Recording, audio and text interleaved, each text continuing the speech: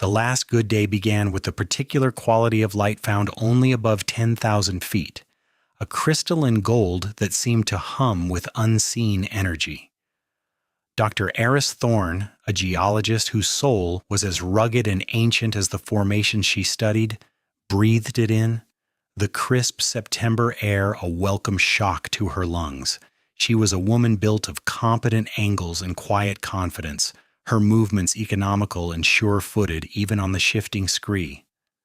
Her expertise was not an academic abstraction. It was written in the calluses on her hands, the practiced way she could read a fracture in a rock face from 100 yards, and the deep, abiding peace she found in the monumental silence of the Colorado Rockies. Today's objective was a series of pegmatite intrusions in the Sawatch Range, a geological puzzle she'd been chipping away at for months. But the science was secondary. The primary mission was the small hand held firmly in hers.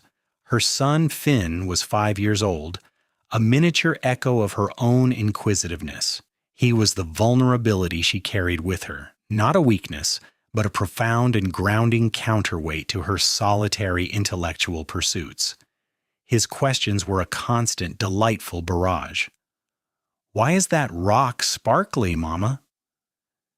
Do bears sleep in these trees? Are we touching the sky yet?" Aris answered each one with the patient gravity of a tenured professor explaining a complex theory, simplifying concepts of mica schist and subalpine ecosystems into stories a child could grasp. Their bond was forged in these shared expeditions, a language of curiosity and discovery spoken between just the two of them. She saw the world anew through his wide blue eyes, the familiar landscapes imbued with a fresh layer of magic and wonder. He was her true north, the fixed point around which her entire universe revolved. She paused near a stream, its water so cold it felt solid, and helped him fill his own small canteen, a ritual of self-sufficiency she was carefully teaching him. Around 2 p.m. they reached a clearing overlooking the Frying Pan River Valley, a breathtaking panorama of aspen groves just beginning to blush yellow against the dark green of the pines. Aris set up her small tripod, balancing her phone on it to capture the moment. She knelt, pulling Finn into her side, his head resting against her shoulder. He was holding a piece of milky quartz he'd declared was a dragon's tooth. They both smiled for the camera, a genuine, unforced joy radiating from the image. Eris checked the shot, her heart swelling with a love so fierce it was almost painful. She typed a quick message to her husband, Liam.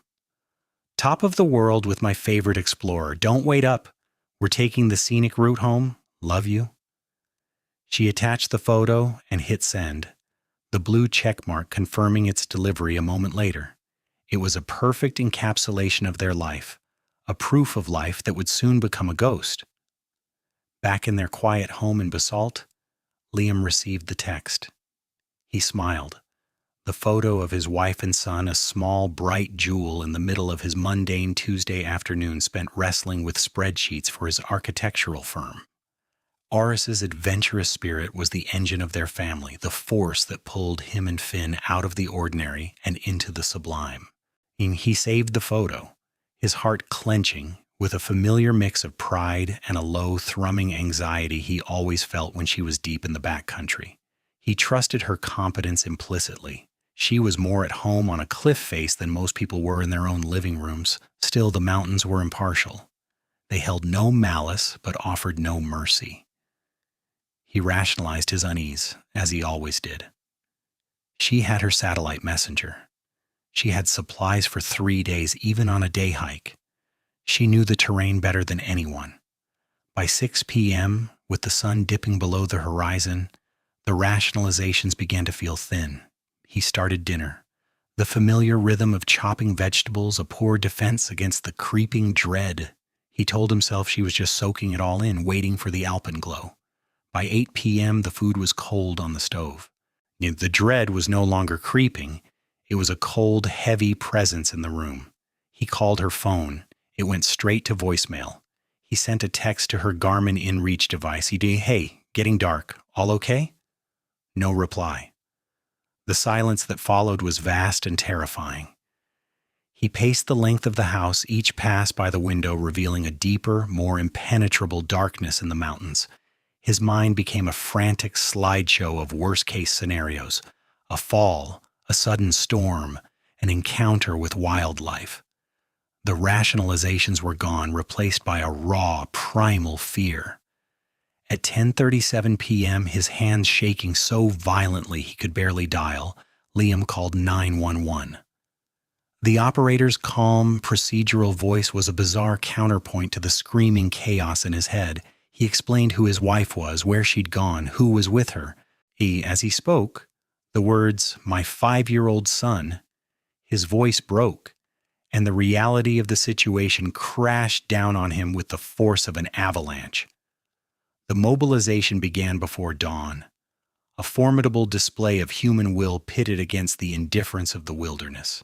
Pitkin County Search and Rescue, Mountain Rescue Aspen, and teams from neighboring counties converged on the trailhead Aris had used. The parking lot transformed into a bustling command post, a temporary island of technology and purpose in a sea of untamed nature. The air, thin and cold, smelled of pine and diesel exhaust from the idling trucks. Maps were spread across the hoods of vehicles illuminated by the harsh glare of headlamps. The scale of the operation was immense, an army assembled to find a ghost. Liam stood at the edge of it all, and a civilian in a world of uniformed professionals, feeling utterly useless. The lead investigator, a man named Sergeant Dave Rollins, with a face weathered like the local granite, spoke to him in calm, measured tones, explaining the strategy, but the words were just noise. An army of over 150 trained personnel, K-9 units with dogs trained for air scenting and tracking, and a high-altitude helicopter from the High-Altitude Army National Guard Aviation Training Site were being deployed. It was an impressive force, yet against the sheer scale of the Rockies, it felt like bringing a thimble to drain an ocean. The search methodology was a science unto itself, a brutal calculus of probability and terrain. Rollins explained it to Liam, pointing at the sprawling topographic map.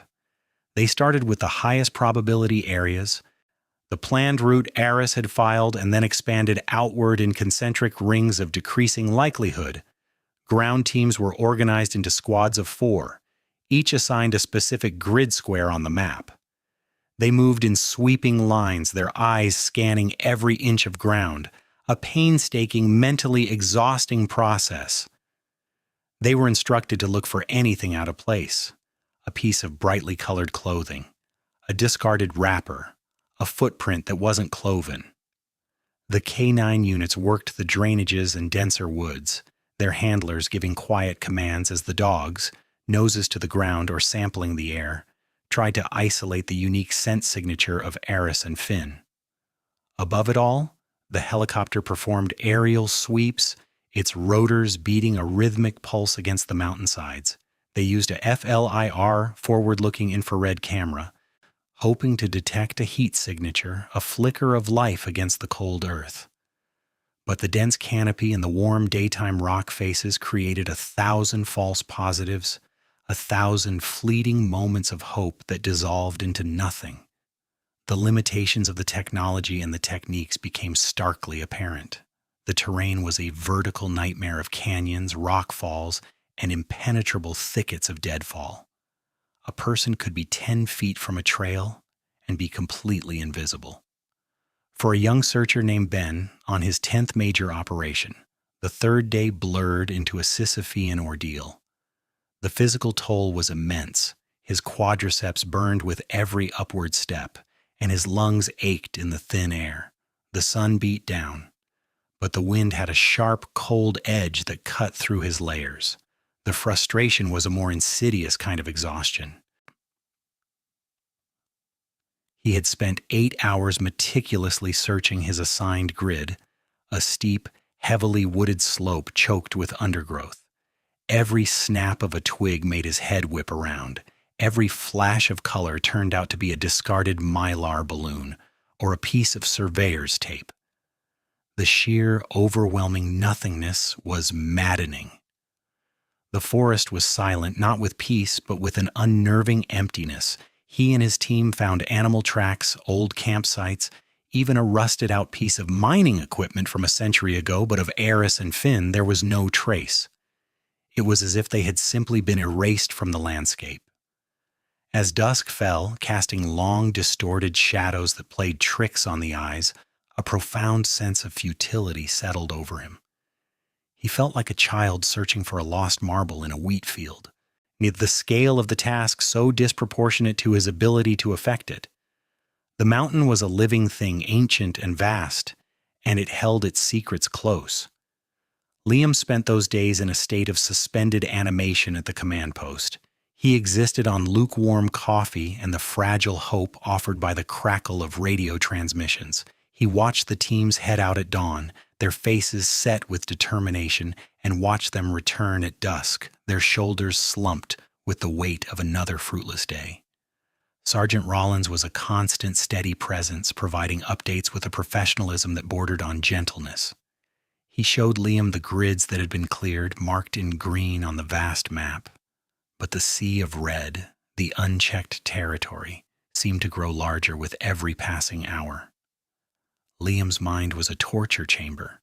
He replayed his last conversation with Eris, parsed every word of her final text. "We're taking the scenic route home." What did that mean?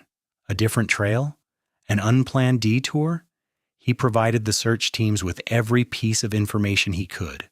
What Finn was wearing, the specific brand of Eris's hiking boots, the contents of her pack. Each detail felt like a sacred offering, a desperate plea to the universe. He would listen to the radio chatter, his ear straining to decipher the coded language, his heart leaping at any mention of a find, only to have it plummet when it was clarified as non-relevant material. The command post was a place of intense, focused activity, yet for Liam it was the loneliest place on earth, a purgatory where he was forced to watch strangers search for the two halves of his soul. On the fifth day, a shout echoed from a steep, treacherous ravine far to the east of Aris's intended route. A team rappelling down a cliff face to search a series of ledges had found it, a small swatch of blue technical fabric snagged on the gnarled branch of a Krumholtz tree. It was the exact color of the windbreaker Finn had been wearing in the photo.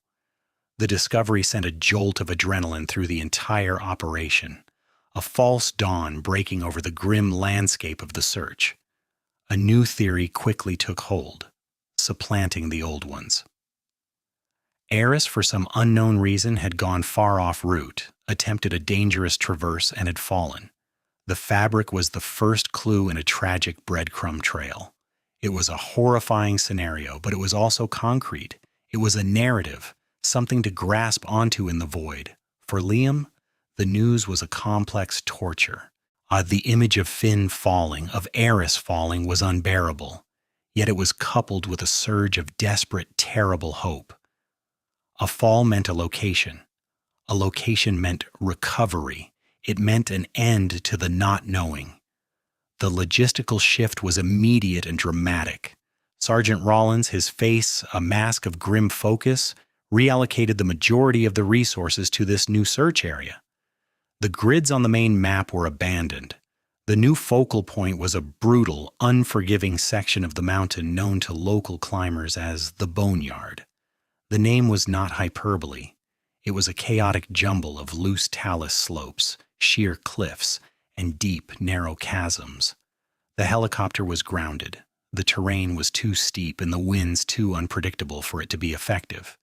The K-9 units were of limited use on the sheer rock. It all came down to the ground pounders, the highly skilled technical teams who now had to rappel into every crevice, probe every snowfield, and painstakingly search every square foot of the new, much smaller but infinitely more dangerous zone.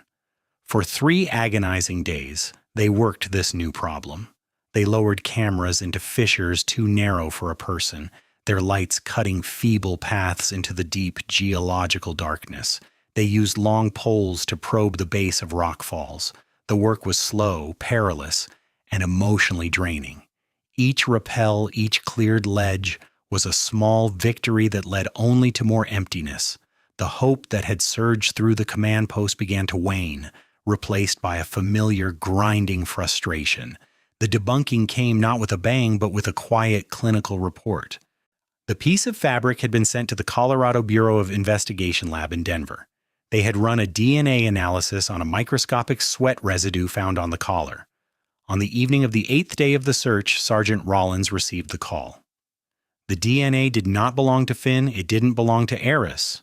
In fact, it belonged to a male hiker who had been reported missing in the same general mountain range 2 years prior. The fabric was from a different brand of jacket. The color was a close but not exact match. The lead was a ghost, a cruel coincidence. The news fell upon the command post like a physical blow. The energy, the renewed purpose, evaporated in an instant, leaving behind a thick residue of despair. Resources were finite. The weather was turning. A major snowstorm was forecast for the high country. Rollins had to make the call. He sat with Liam in the cold, sterile light of the command trailer, his face etched with a sorrow and exhaustion that went beyond professional duty. He explained the situation, the lack of any viable leads, the impending weather. The large-scale active search was being suspended. They would move to a limited continuous status, meaning they wouldn't officially close the case, but the army of searchers was going home. The false dawn had led to an even darker night. For Liam, the world simply ceased to make sense. The suspension of the search was not a logistical decision. It was a final, brutal admission that his wife and son were gone, swallowed by the wilderness, their final moments destined to remain an eternal, agonizing mystery. 5 years is a lifetime and no time at all. The world spun on. These seasons turned. Friends had children. Careers advanced. But for Liam, time had fractured on that September evening.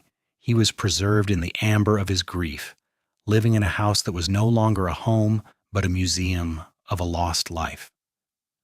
The silence was the loudest thing he had ever known. Finn's room remained untouched, the Lego creation still on the floor, the crayon drawings taped to the wall. Aris's geology book sat on her nightstand, a bookmark holding a place she would never return to. In the public consciousness, the story of Aris and Finn Thorne had settled into a neat, tragic narrative. They were victims of the wild, a cautionary tale of how even the most competent could be claimed by the indifference of nature. The official theory, the one that allowed everyone else to move on, was that they had suffered a fatal accident in a remote, inaccessible area, and their bodies had been lost to the elements, buried by rockfall or carried away by spring melts. It was clean, sad, and, for Liam, utterly unbearable.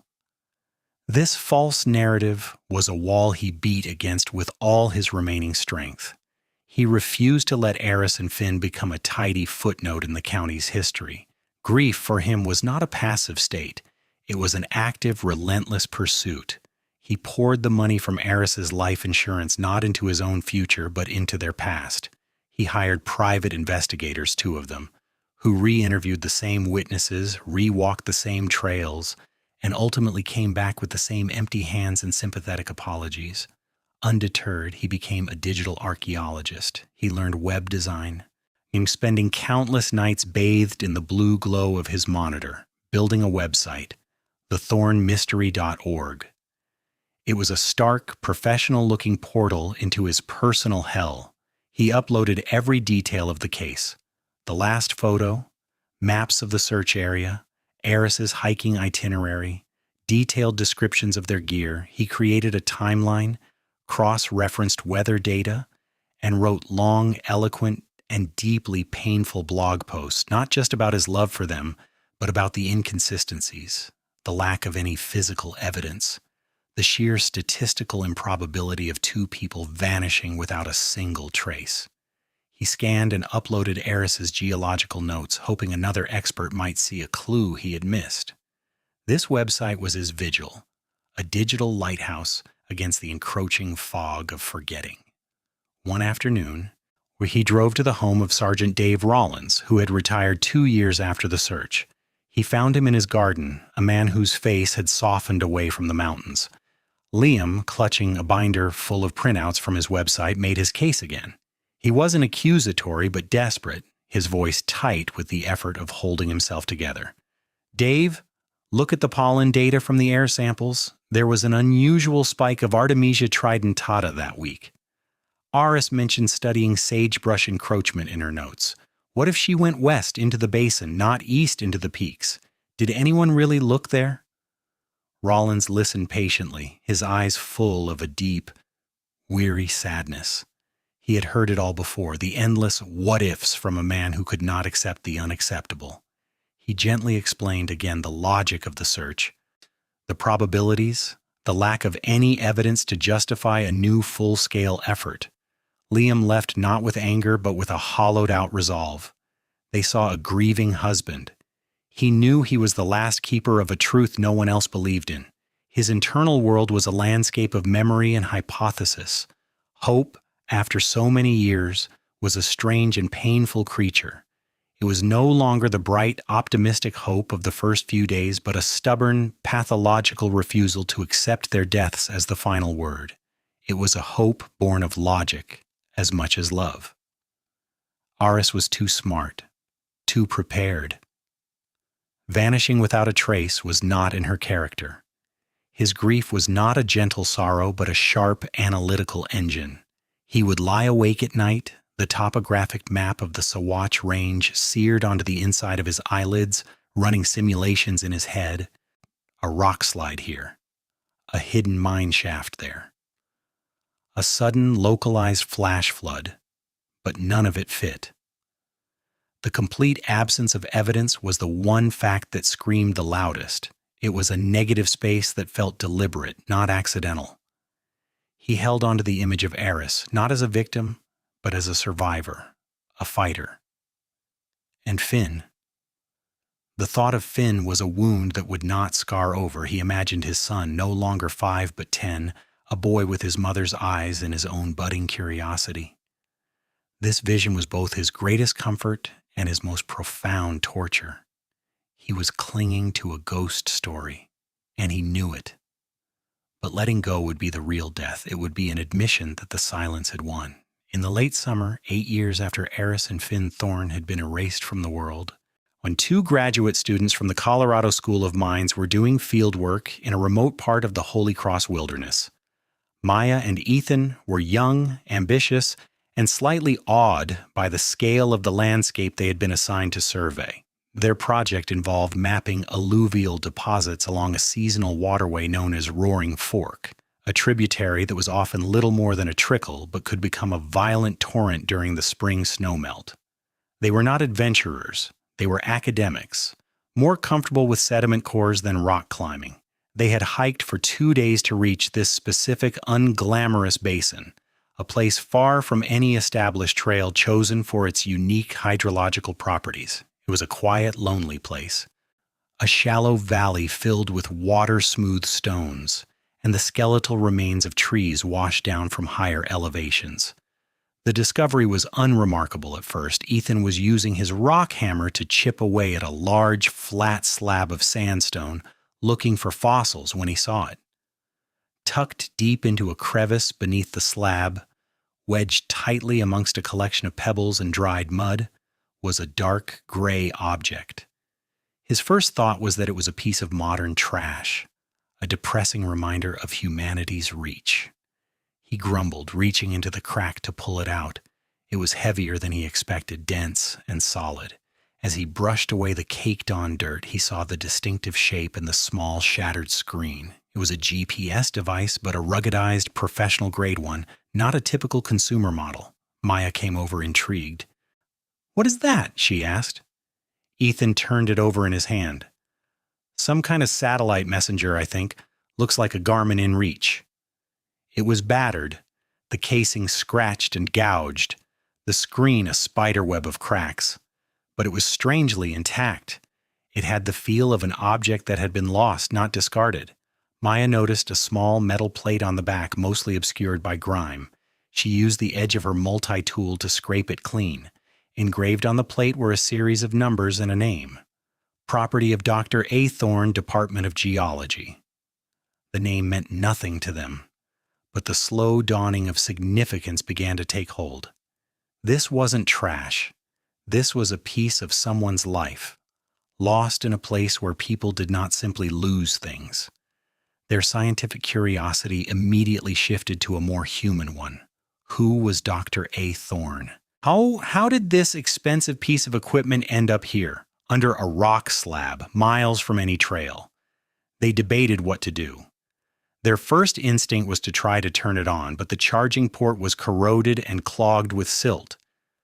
Leaving it seemed wrong. It felt important. The basin was scheduled for a controlled burn by the Forest Service in the fall. If they left it, it would be gone forever. The decision was made. They carefully wrapped the device in a spare fleece and placed it in the most protected pocket of Ethan's pack. The journey back felt different. The wilderness no longer felt like a benign subject of study. It felt like a place with secrets, a place that held and hid things. The small, dense weight in the backpack was a constant reminder of their discovery. It was 2 days of hiking, their conversation dominated by theories. A lost geologist? A tragic accident? When they finally reached their car, dusty and exhausted, they didn't head for celebratory beers. They drove straight to the Pitkin County Sheriff's Office in Aspen. At the front desk, a bored-looking deputy listened to their story with mild interest, which sharpened considerably when they mentioned the name on the device. He took the GPS from them, placing it in an evidence bag with a practiced motion. He then made a phone call. Within 20 minutes, a man with tired eyes and a detective's shield arrived. Detective Harding was new to the region, having transferred from Denver 3 years prior. He had never worked the Thorne case, but he knew it. It was a local legend, a ghost story told to warn hikers. He looked at the two students, then at the battered device in the plastic bag. He recognized the model from the old case file. It was Eris Thorne's satellite messenger, an object that had been the subject of intense but fruitless electronic searches for years. It had never pinged, never connected, and now it had been found 8 years later, in a place no one had ever thought to look. As he signed the evidence receipt, a flicker of professional curiosity, the instinct of a cold case detective ignited within him. A piece of the puzzle, long thought to be lost forever, was finally on the table. The Garmin InReach device was sent to the Colorado Bureau of Investigation's Forensic Laboratory in Denver, a place where the ghosts of unsolved crimes were given one last chance to speak. The lab was a sterile, brightly lit world of stainless steel, humming machinery, and the faint, clean scent of solvents. It was the domain of Dr. Anya Sharma, the state's lead forensic palynologist, a scientist who specialized in the stories told by pollen. She was a woman of meticulous habits and infinite patience, her workspace a controlled environment of air filters and sterilized instruments. When she received the device, her first step was not to try to power it on, but to treat it as a time capsule. She placed it inside a laminar flow hood, a sterile cabinet that prevented contamination, and began the painstaking process of collecting trace evidence from its surfaces. Using a set of tiny sterilized brushes and micro vacuums, she carefully collected every microscopic particle lodged in the device's seams, its cracked screen, and the corroded charging port. Forensic palynology is the study of pollen and spores as evidence. Dr. Sharma explained the science to a rapt audience of 2 junior technicians, her voice a calm, didactic hum against the whisper of the air filters. Every plant species produces pollen with a unique size, shape, and surface texture, as distinctive as a fingerprint. These grains are incredibly durable, their outer shells capable of surviving for thousands of years in the right conditions. They are also geographically specific. A sample of pollen from a forest floor in Georgia will look completely different from one taken in the Colorado high country. By identifying the specific species of pollen found on an object, a scientist can often determine not only the type of environment it was in, but also its specific geographic location and, crucially, the time of year it was there. Different plants release their pollen during specific, predictable windows. Aspen pollen flies in the spring, ragweed in the late summer. It is a natural calendar recorded in microscopic dust. Dr. Sharma was looking for Eris Thorn's pollen fingerprint, a snapshot of the last environment the device was in before it went silent. The moment of discovery came 3 days into her analysis, while she was examining the collected particles under a high-powered scanning electron microscope. Most of the pollen was expected: pine, spruce, various grasses, the common flora of the Rockies in early autumn, but then she saw it. Mixed in with the rest was a significant concentration of a very specific, very rare pollen grain. It was small, round, and had a distinctive net-like surface pattern. She recognized it immediately. Silene Acaulis var. Excapa, the moss campion. It was a high alpine cushion plant, a beautiful hardy flower that grows only above 11,000 feet, often on exposed rocky ridges. But its rarity wasn't the most important fact. What was critical was its blooming window. Moss campion flowers for a very brief period, typically from late June to early July, in the weeks immediately following the snowmelt at those high elevations. It does not, under any circumstances, release pollen in September, the month Eris disappeared. Dr. Sharma felt a familiar thrill, the intellectual shock of a paradox. The device had pollen from September, but it also had a heavy concentration of pollen from the following June or July. It had been in 2 different places at 2 different times. She cross-referenced the location where the students had found the device, the Roaring Fork Basin, at an elevation of 9,500 feet. Then she checked the hydrological records for the region. A massive early snowmelt in the spring following Eris's disappearance had caused a 100-year flood event in that specific watershed. The Roaring Fork had become a raging river. The location where the device was found would have been under several feet of turbulent water in June and July. Moss campion does not grow there, and pollen, once airborne, settles. For the device to have collected that much moss campion pollen, it had to have been sitting stationary for days or weeks in a high alpine environment during the blooming season, 9 months after Eris vanished. But it was found in a low-lying basin that was flooding at that exact time.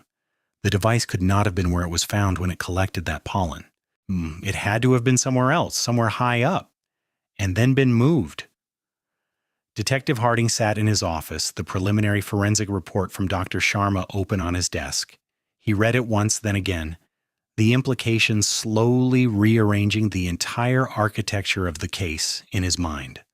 The old narrative, a simple, tragic accident in September, was shattered. The science was irrefutable. The GPS device had been exposed to the elements in a high alpine environment the summer after Eris and Finn disappeared. This presented a staggering paradox that turned the cold case white hot. It meant the device, and likely Eris herself, had not been lost in a ravine, or buried in a rockfall in the immediate aftermath. It meant she, or at least her belongings, had remained in a hidden high-elevation location for at least 9 months. Before being washed down to the basin by the spring flood, the entire search had been predicated on a false assumption. They had been looking for the site of an accident, a single point in time. The pollen proved this was not a single event, but a sequence. Harding's mind raced. The official theory was dead. He leaned back in his chair, the squeak of the springs loud in the quiet room. The case was no longer about finding a body. It was about solving a puzzle governed by the laws of physics, hydrology, and botany. The ghost of Eris Thorn was finally giving him a map. The briefing room was thick with the smell of stale coffee and renewed energy. Harding stood before a massive whiteboard upon which he had sketched a crude map of the watershed above the Roaring Fork Basin. He had Dr. Sharma on speakerphone, and he let her explain the pollen paradox to his small team of detectives. The new theory began to take shape not as a wild guess, but as a logical deduction. So, Harding summarized, tapping the board with a dry erase marker, the device was not where it was found. It was somewhere up here. He circled a vast area of high alpine ridges and plateaus for 9 months. Then, the 100-year flood in the spring of year 1 washed it down to the basin. We're no longer looking for a needle in a haystack. We're looking for the haystack it came from. The new methodology was born from this premise. Instead of grid searching for a human, they were going to reverse engineer a flood.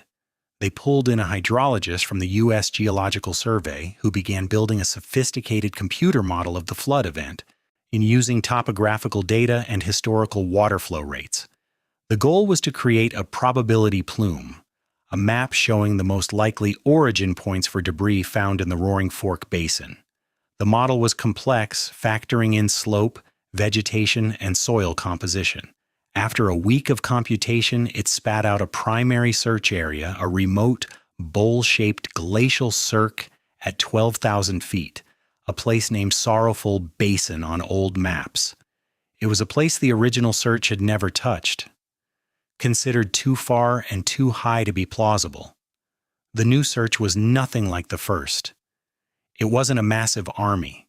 It was a small surgical team of 6, including Harding himself. They were flown by helicopter to a landing zone a mile from the basin, the terrain too treacherous to land any closer. The hike in was grueling, on the lung-searing ascent over loose rock and patches of perennial snow. The basin itself was hauntingly beautiful and deeply desolate. It was a natural amphitheater of shattered gray rock, cradling a small turquoise tarn at its center. The air was thin and silent. The only sound, the whisper of the wind over the ridge. They weren't looking for a swatch of fabric. They were looking for a place where someone might have sheltered. A cave, an overhang, the lee side of a boulder field. They spread out, the renewed sense of purpose, a palpable energy between them. They were no longer searching for a victim of an accident, but for the scene of a long, hidden ordeal. On the second day, Harding was meticulously scanning a massive rockfall at the base of a sheer cliff when he saw it, a flash of faded red almost entirely buried by smaller rocks. It was the tattered remains of a backpack, its fabric rotted and torn, but unmistakably the one from the case file. This was the first discovery. As they carefully excavated the area, a process more like an archaeological dig than a search and rescue, they found more. A bent trekking pole, a shattered water bottle, and then beneath a layer of soil and rock that had clearly been deliberately placed, they found the partial skeletal remains of Eris Thorne. It was a somber, profound moment. They had found her. But as the county coroner began the delicate process of recovery, one of Harding's deputies called out. He was holding a small object that had been found clutched in the skeletal remains of Eris's right hand, protected within the curve of her fingers for 8 years. It was not a rock or a piece of gear. It was a small, crudely carved wooden bird no bigger than a thumb, its surface smoothed by countless hours of handling. Harding took the bird, his gloved fingers tracing its simple lines. It was a child's toy. But it was not something a 5-year-old could have carved. It was made with a sharp knife and a practiced hand, and it was made from aspen wood, a tree that didn't grow at this desolate altitude. This was the nested discovery. They had found the primary crime scene and the victim, but in her hand she had left them the key to the second, darker part of the mystery. This was no longer just an accident. The bird was a message from the grave. Eris hadn't been alone. The hunt for the antagonist began not with a bang, but with a quiet, methodical process in the sterile confines of an evidence room. The small wooden bird was the only lead they had. Harding photographed it from every angle, documenting the distinct angular knife cuts that defined its wings and tail. It was folksy but specific. He sent the photos out to a network of contacts, cultural anthropologists at the University of Colorado, experts in antique toys, even park rangers who had worked the backcountry for decades. He was hunting for a signature. For weeks, The lead went cold. The responses were all variations of the same theme. It was a simple whittling, impossible to trace. The dead ends were frustrating, a return to the familiar feeling of grasping at smoke. Harding found himself staring at the photo of the bird late at night, convinced it was trying to tell him something. The breakthrough came from an unexpected source, a retired Forest Service law enforcement officer who, upon seeing the photo, he recognized the style. He had encountered similar carvings 20 years ago while investigating illegal trapping and poaching in the National Forest. The style was unique to a small, insular community of off-grid homesteaders who lived in a remote, unincorporated area north of McClure Pass. They were fiercely private, distrustful of the government, and lived largely outside the modern world. With this new geographic focus, the investigation shifted to databases and records. Harding and his team began a deep dive into property records, tax rolls, and building permits for that specific region. They were looking for ghosts in the system, people who owned land but had no other official footprint. They cross-referenced the names against DMV records, voter registrations, and credit histories. Most of the landowners had some presence, however faint. But one property, a 40-acre parcel bought for cash in the late 1990s, stood out. It was owned by a couple named Caleb and Alara Vance. Their names produced almost no hits, no driver's licenses issued in over 15 years, no credit scores, no tax returns filed. They were, for all official purposes, invisible. Harding then pulled satellite imagery of the property. It showed a small primitive cabin with a curl of smoke rising from a stone chimney, a vegetable garden, and a series of outbuildings. The final chilling piece of the puzzle came from a source on the ground. Harding had a deputy drive to the nearest town, a tiny hamlet called Redstone, and casually ask around at the general store. The store owner knew of the Vances. He described them as quiet, reclusive people who came in once every few months to buy flour, salt, and other basics, always paying with cash. And then he added the detail that made the hair on Harding's arms stand up. Strange folks. Got a son, I think. Maybe 12, 13 years old now. Never see him in town, though. Caleb's always said the boy is skittish around strangers. Eris and Finn had disappeared 8 years ago. Finn would be 13. There was no birth certificate for a Vance child, no school records, no medical history. Harding now had a name for the shadow. Before he ever set foot on their land, he had a profile. Caleb and Alara Vance. Desperate, isolated, living on the fringes, and hiding a secret the size of a missing child.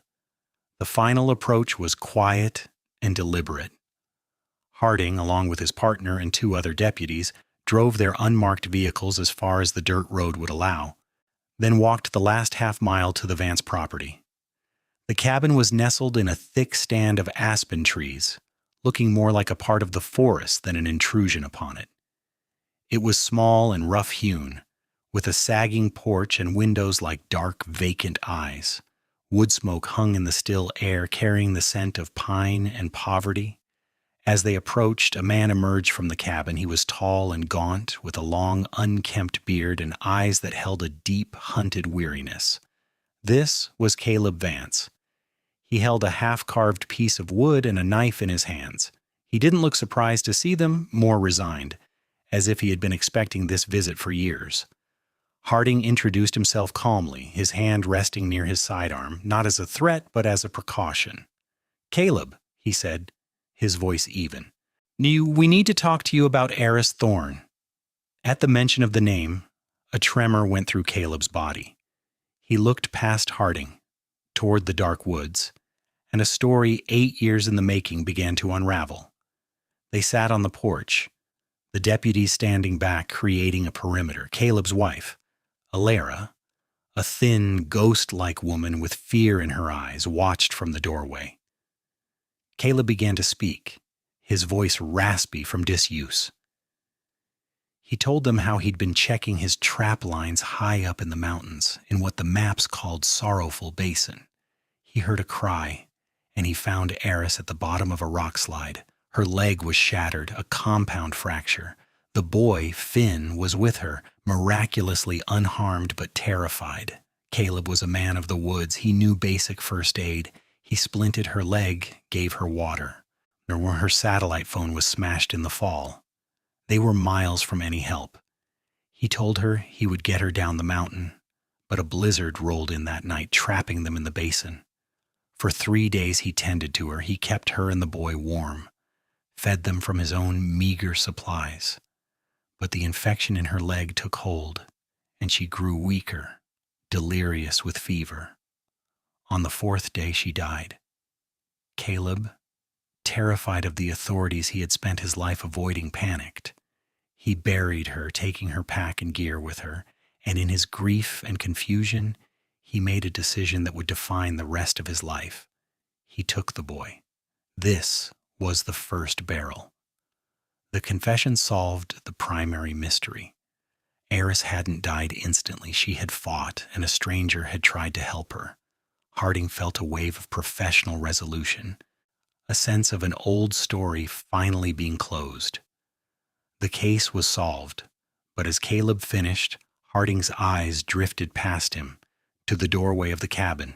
A boy stood there, half hidden behind Alara. He had his mother's wide blue eyes and a face that was an unnerving echo of the 5-year-old in the last photo. He was clutching a small, familiar object in his hand, a newly carved wooden bird. The air grew thick and heavy. The first story was complete, but the real truth was standing right there. Harding leaned forward, his voice dropping to a near whisper, asking the pivotal question that would change everything. "Caleb," he said, locking eyes with the haunted man, "you and Alara, you were never able to have children, were you? Where did your son come from?" Caleb's face crumpled. The carefully constructed wall of his confession crumbled into dust, revealing the more profound, heartbreaking, and horrifying truth beneath. Alara began to sob quietly. Caleb looked at the boy, his expression a terrible mixture of love and guilt. He finally turned back to Harding, his voice breaking. "He's not our son," he whispered, the words seeming to tear him apart. "His name is Finn." The second barrel fired, the revelation so shocking it seemed to suck the very air from the mountainside. The missing child wasn't dead. He had been found. He had been raised by his mother's accidental killer and his accomplice. He had been here, hidden in plain sight the entire time. Harding and his partner just stared, the silence absolute, the weight of the last 8 years crashing down into a single devastating moment. The child had survived, but in doing so, had been lost in a way no one had ever imagined. The recovery was a slow, delicate operation of the heart. The boy, who knew himself only as Asher, did not understand the uniformed strangers who spoke to him with such gentle, pained expressions. His world was the cabin, the forest, the gaunt man who taught him to track and carve, and the quiet woman who cooked his meals. When Liam arrived, escorted by a child psychologist, the reunion was not the cinematic embrace he had dreamed of for 2,922 nights. He saw a 13-year-old boy with Eris's eyes, a stranger who looked at him with fear and confusion.